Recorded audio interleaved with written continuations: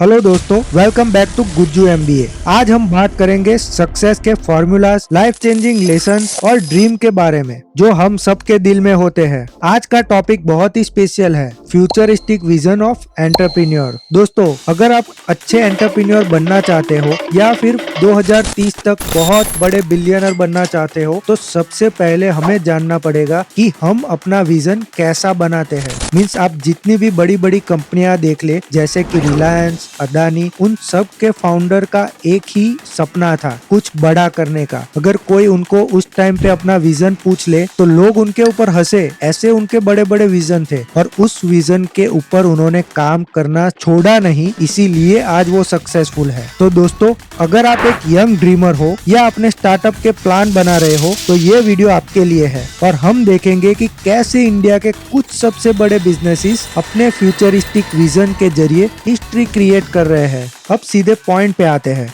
ये वीडियो सिर्फ मोटिवेशन नहीं है, फुल ऑफ लर्निंग लेसन होने वाला है। सो वीडियो को एंड तक जरूर देखें। और हाँ, इम्पोर्टेंट बात, अगर आप यहाँ पे सिर्फ एंटरटेनमेंट के लिए आए हो तो आप यहाँ से ही स्किप कर दो। तो चलो शुरू करते हैं। दोस्तों, फ्यूचरिस्टिक विजन का मतलब है आज से आगे का सोचना, ये देखना कि दुनिया कहाँ जा रही है और उनके लिए क्या सॉल्यूशन क्रिएट कर सकते हैं हम। ये सिर्फ एक ड्रीम नहीं होता, बल्कि एक रोड मैप होता है जो हमारी सक्सेस को बेस बनाता है। फ्यूचरिस्टिक विजन के लिए 3 इम्पोर्टेंट चीजें होती है, अवेयरनेस, एडॉप्टेबिलिटी और एग्जीक्यूशन।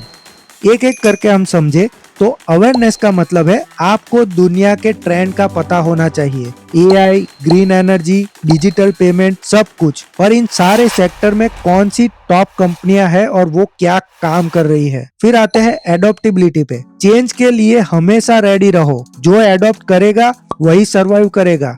अब बड़ी बड़ी कंपनीज को देखे तो रिलायंस ने पेट्रोकेमिकल से स्टार्ट करके आज वो जियो जैसे डिजिटल बिजनेस में भी कदम रख चुके हैं। एग्जीक्यूशन, ड्रीम्स बिना एक्शन के अधूरे होते हैं। विजन को रियलिटी बनाने का करेज होना चाहिए। अगर आप सिर्फ बड़ी सोच रखेंगे, उनसे आप बड़ा बिजनेस नहीं बना पाएंगे। पर आप जो सोच रहे हैं उनको आज से ही अमल में लाना शुरू कर दीजिए, तब भी आप बड़े बनेंगे। तो अब हम बात करते हैं कुछ बड़ी कंपनीज की और उनके काम करने के तरीके की। रिलायंस इंडस्ट्रीज, सबसे पहले बात करते हैं रिलायंस की। मुकेश अंबानी का विजन था कि इंडिया को एक डिजिटल इकोनॉमी बनाया जाए। 2016 में जियो लॉन्च हुआ और सिर्फ कुछ ही महीनों में टेलीकॉम मार्केट को कम्प्लीटली डिसरप्ट कर दिया। प्रॉब्लम क्या थी? डेटा एक्सपेंसिव था, स्पीड स्लो थी और एक्सेसिबिलिटी लिमिटेड थी। मुकेश अंबानी ने सोचा क्यों ना डेटा को हर एक इंडियन के लिए अफोर्डेबल बनाया जाए। और उनका सॉल्यूशन क्या था?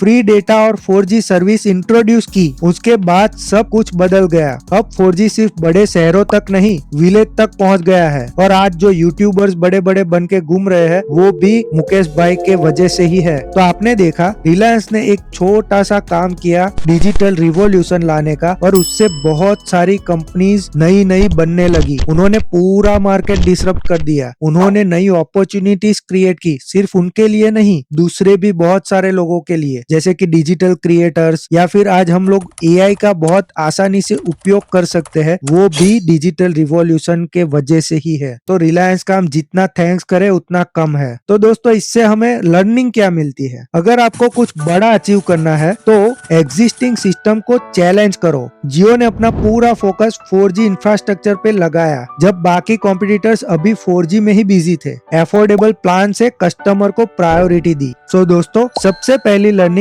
अपने विजन को एग्जीक्यूशन तक ले जाओ, चाहे उसके लिए कितना भी रिस्क लेना पड़े। दूसरा एग्जांपल है बायजूस का, इंडिया का सबसे बड़ा एडटेक स्टार्टअप। बायजूस रविंद्रन ने एक चीज समझ ली थी, फ्यूचर में पढ़ाई सिर्फ बुक्स तक लिमिटेड नहीं रहेगी। तभी उन्होंने अपनी लर्निंग ऐप लॉन्च की, जो इंटरैक्टिव और फन थी। प्रॉब्लम क्या था? क्लासरूम का एक ही मॉडल सबके लिए काम नहीं करता। हर स्टूडेंट के लर्निंग स्टाइल अलग होते हैं। विजुअल और गेमिफाइंग कंटेंट इंट्रोड्यूस किया, जहां टफ कंसेप्ट को इंटरेस्टिंग बनाया गया। अब दोस्तों, आप सोचेंगे कि ये कंपनी तो बंद हो चुकी है, ये तो एक बहुत बड़ा फेलियर था, तो हम आज उनकी बात क्यों कर रहे हैं? मैं आज उनकी बात इसलिए कर रहा हूँ, उनके जो प्रॉब्लम थे वो डिफरेंट थे, पर उन्होंने जो काम किया था वो नेक्स्ट लेवल था। हाँ, वो अपनी सक्सेस को संभाल नहीं पाए और दूसरे भी कुछ प्रॉब्लम्स उन्होंने खुद क्रिएट किए, वो अलग बात है, पर वो इतने बड़े एडटेक स्टार्टअप के फाउंडर कैसे बने, ये हम समझेंगे। तो उनसे हम क्या सीख सकते सकते हैं। एजुकेशन जैसी ट्रेडिशनल फील्ड को इनोवेट करके बायजूस ने साबित किया कि हर इंडस्ट्री डिसरप्ट हो सकती है। स्टूडेंट के लिए एक एंगेजिंग एक्सपीरियंस क्रिएट किया। बायजूस सिर्फ इंडिया तक लिमिटेड नहीं रहा, उन्होंने ग्लोबल मार्केट में भी सक्सेस की। लेसन ये है कि आप किसी भी फील्ड में हो, अपने विजन से ट्रांसफॉर्म कर सकते हो, पर हाँ, जब भी प्रॉब्लम आए तो उसको एक एक करके सॉल्व करना सीखो। अब बात करते हैं टाटा ग्रुप की, इंडिया के सबसे पुराने और रिस्पेक्टेड बिजनेस ग्रुप। उनका मंत्र है डाइवर्सिफिकेशन विद सस्टेनेबिलिटी। चाहे टाटा स्टील हो, टाटा मोटर्स हो या टाटा स्टारबक्स, टाटा हर जगह अपनी प्रेजेंस स्ट्रॉन्ग बनाता है। लेकिन क्या आपको पता है कि टाटा ग्रुप का फोकस हमेशा फ्यूचरिस्टिक रहा है? जैसे बात करें टाटा नैनो की, वर्ल्ड का सबसे सस्ता कार बनाने का विजन एक ऐसे मार्केट को टारगेट करना था जहां एफोर्डेबिलिटी सबसे बड़ी बैरियर है। इलेक्ट्रिक व्हीकल्स फ्यूचर है और टाटा ने इस ट्रेंड को सबसे पहले एडॉप्ट किया इंडिया में। तो हम टाटा ग्रुप से क्या सीख सकते हैं? अलग अलग इंडस्ट्री में ग्रो करने के लिए एक लॉन्ग टर्म विजन का पार्ट होना जरूरी है। हम ये भी सीख सकते हैं कि CSR इनिशिएटिव और ग्रीन एनर्जी प्रोजेक्ट पर फोकस करके टाटा एक रोल मॉडल बन गया है। क्विक प्रॉफिट के पीछे मत भागो, ऐसे प्रोजेक्ट पर काम करो जो डिकेड्स तक वैल्यू क्रिएट करे। तो अब बात आती है कि आप अपनी फ्यूचरिस्टिक विजन कैसे डेवलप कर सकते हैं। यहाँ कुछ सिंपल बट पावरफुल स्टेप दूंगा जो आपकी जर्नी में हेल्प करेगा। और आगे बढ़ने से पहले मेरी एक रिक्वेस्ट है कि आप वीडियो को लाइक करें और चैनल को सब्सक्राइब भी कर दें, क्योंकि आपको फ्यूचर का बिलियनर बनने में बहुत सारे नॉलेज की जरूरत पड़ने वाली है, जिसमें शायद मैं कुछ कंट्रीब्यूट कर सकता हूँ। तो सबसे पहला स्टेप है स्टे क्यूरियस। हर दिन कुछ नया सीखो, AI, रिन्यूएबल एनर्जी, ब्लॉकचेन, सब कुछ एक्सप्लोर करो और ये सब आपको YouTube से आसानी से मिल जाएगा। फिर दूसरा स्टेप आता है आइडेंटिफाई रियल प्रॉब्लम्स। अगर आपको 2030 या 40 तक बहुत बड़ा आदमी बनना है तो आपको आज ही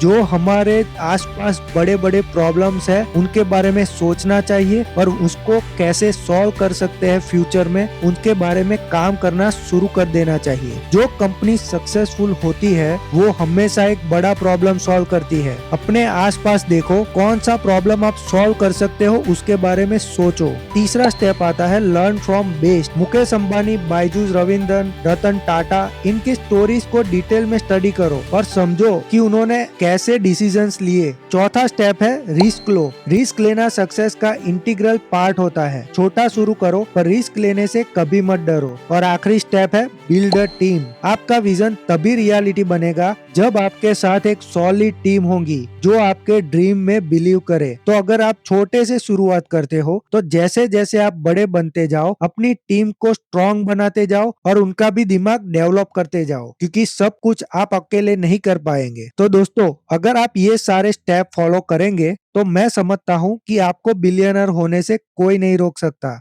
तो दोस्तों, इंडिया का फ्यूचर ब्राइट है। डिजिटल इंडिया, 5G, UPI जैसे इनिशिएटिव्स ने एक परफेक्ट प्लेटफॉर्म आपके लिए क्रिएट कर दिया है। आपको सिर्फ आइडियाज और प्रॉब्लम्स के बारे में ही सोचना है और आजकल तो कैपिटल भी बहुत आसानी से मिल जाता है। आप एक बात समझ लो कि आप लोग एक गोल्डन टाइम में पैदा हुए हो और आज आप जो भी काम करेंगे वो आपके लिए गोल्डन अपॉर्चुनिटी बनेगी फ्यूचर बिलियनर बनने के लिए। तो दोस्तों, ये थी आज की learning pack video on futuristic vision of entrepreneurs. अगर आपको ये वीडियो पसंद आई हो तो लाइक बटन दबाओ, अपने दोस्तों के साथ शेयर करो और चैनल को सब्सक्राइब करना मत भूलो। और दोस्तों, अब करना है कुछ बड़ा काम, और अगर बड़ा काम करना है तो ऐसे वीडियोस को आप ज्यादा से ज्यादा देखो। धन्यवाद।